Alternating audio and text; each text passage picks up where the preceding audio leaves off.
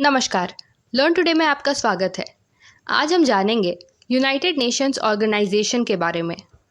संयुक्त राष्ट्र या यूनाइटेड नेशंस एक अंतर्राष्ट्रीय संगठन है जिसका उद्देश्य अंतर्राष्ट्रीय कानून को सुविधाजनक बनाना, अंतर्राष्ट्रीय सुरक्षा, आर्थिक विकास, सामाजिक प्रगति, मानव अधिकार और विश्व शांति को बनाए रखना है। संयुक्त राष्ट्र की स्थापना 24 अक्टूबर 1945 को यूनाइटेड नेशंस डिक्लेरेशन पर 50 देशों के हस्ताक्षर होने के साथ हुई थी। लीग ऑफ नेशंस की विफलता के बाद संयुक्त राष्ट्र की स्थापना दूसरे विश्व युद्ध के बाद भविष्य के युद्धों को रोकने के उद्देश्य से की गई थी। इसकी स्थापना के समय संयुक्त राष्ट्र के 51 सदस्य राष्ट्र थे, जो कि अब 193 हैं, और यह दुनिया के लगभग सभी संप्रभु राज्यों का प्रतिनिधित्व करता है। यूनाइटेड नेशंस यानी संयुक्त राष्ट्र का नाम अमेरिकी राष्ट्रपति रूजवेल्ट द्वारा दिया गया था। 1945 में संयुक्त राष्ट्र के चार्टर को तैयार करने के लिए 50 देशों के प्रतिनिधि सैन फ्रांसिस्को में संयुक्त राष्ट्र सम्मेलन में मिले। 50 देशों के प्रतिनिधियों द्वारा 26 जून 1945 को चार्टर पर हस्ताक्षर किए गए थे। पोलैंड, जिसे सम्मेलन में प्रतिनिधित्व नहीं किया गया था, उसने बाद में हस्ताक्षर किए और वह मूल 51 सदस्य राज्यों में से एक बन गया।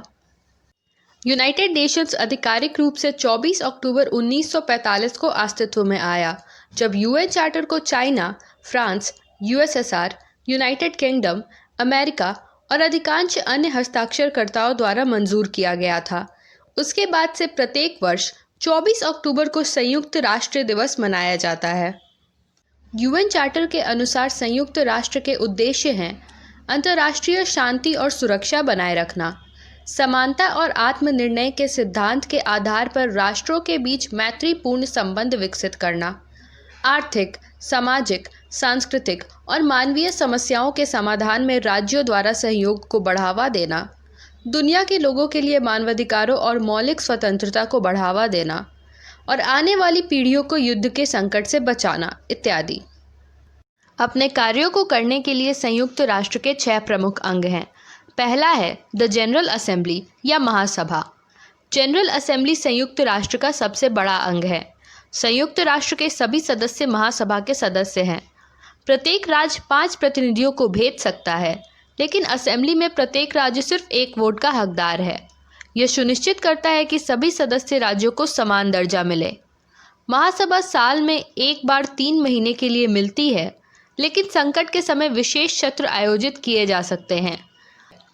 इसका मुख्य कार्य है अंतर्राष्ट्रीय शांति और सुरक्षा को प्रभावित करने वाले किसी भी मामले पर चर्चा करना, विवादों के शांतिपूर्ण निपटारे के लिए सिफारिशें करना, संयुक्त राष्ट्र के बजट को पारित करना, सिक्योरिटी काउंसिल के गैर स्थायी सदस्यों और इकोनॉमिक एंड सोशल काउंसिल और ट्रस्टीशिप काउंसिल के सदस्यों का चुनाव करना। अगला अंग है द सिक्योरिटी काउंसिल यानी कि सुरक्षा परिषद। सुरक्षा परिषद संयुक्त राष्ट्र का सबसे महत्वपूर्ण और प्रभावी अंग है। यह संयुक्त राष्ट्र की कार्यकारी शाखा है। सुरक्षा परिषद में 15 सदस्य होते हैं। उनमें से 5 ब्रिटेन, चीन, फ्रांस, रशिया और अमेरिका स्थायी सदस्य हैं। 10 गैर स्थायी सदस्यों को 2 साल की अवधि के लिए महासभा द्वारा चुना जाता है। सुरक्षा परिषद की विश्व में शांति और सुरक्षा बनाए रखने की मूल जिम्मेदारी है। इसके अलावा अंतर्राष्ट्रीय विवादों की जांच करना और उन्हें निपटाने के उचित तरीकों की सिफारिश करना, सदस्य राज्यों को आक्रमणकारी के खिलाफ आर्थिक प्रतिबंधों को लागू करने के लिए आमंत्रित करना और इस प्रकार आक्रमण को रोकने के लिए दोषी राज्य पर दबाव डालना आदि है। अगला अंग है the international court of justice. अंतर्राष्ट्रीय न्यायालय संयुक्त राष्ट्र का प्रमुख न्यायिक अंग है। आईसीजे में महासभा और सुरक्षा परिषद द्वारा चुने गए विभिन्न देशों के 15 न्यायाधीश शामिल होते हैं। वे 9 साल के कार्यकाल के लिए चुने जाते हैं। कोई भी 2 न्यायाधीश एक ही देश के नागरिक नहीं हो सकते हैं। अंतर्राष्ट्रीय न्यायालय का कार्य सदस्य राष्ट्रों द्वारा लाए गए विवादों का निपटारा करना, अनुरोध पर संयुक्त राष्ट्र के किसी भी अंग को कानूनी सलाह प्रदान करना आदि है। अगला अंग है the trusteeship council. Trusteeship council को द्वितीय विश्व युद्ध के तुरंत बाद स्थापित किया गया था। यह दुनिया के उन क्षेत्रों के विकास को सुनिश्चित करने के लिए स्थापित किया गया था जो विदेशी शासन के अधीन थे। काउंसिल को उन राज्यों को सेल्फ गवर्नमेंट बनने में मदद करनी होती थी। 1994 तक सभी ट्रस्ट प्रदेशों ने स्वशासन प्राप्त कर लिया था। उसके बाद से काउंसिल अब आवश्यकता होने पर ही बैठक करती है। अगला अंग है the economic and social council. आर्थिक और सामाजिक परिषद में 3 वर्ष के कार्यकाल के लिए महासभा द्वारा चुने गए 54 मेंबर्स होते हैं। यह प्रमुख आर्थिक और सामाजिक मुद्दों पर चर्चा करता है। यह मुख्य रूप से संयुक्त राष्ट्र की सामाजिक, आर्थिक, सांस्कृतिक और मानवीय गतिविधियों के प्रबंधन से संबंधित है। यूएन का छठा अंग है सेक्रेटेरिएट।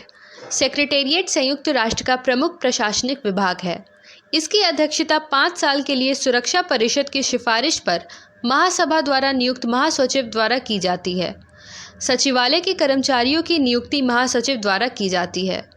महासचिव संयुक्त राष्ट्र के मामलों के प्रशासन में एक महत्वपूर्ण स्थान रखता है।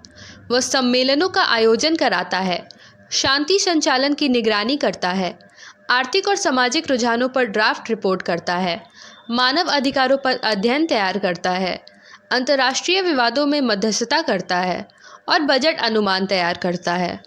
संयुक्त राष्ट्र तभी सफलता प्राप्त कर सकता है जब सदस्य राज्य इसमें सहयोग करें। सभी सदस्य देशों को संयुक्त राष्ट्र की नीतियों और कार्यक्रमों का पालन करना चाहिए। आशा करते हैं आपको हमारी यह वीडियो पसंद आई होगी। हमारे चैनल लर्न टुडे को सब्सक्राइब करके बेल बटन ज़रूर दबाएं एवं इस वीडियो को लाइक करना एवं अपने दोस्तों और परिवार के साथ शेयर करना ना भूलें। हमें कमेंट्स करके अपने सजेशंस भी दें। धन्यवाद।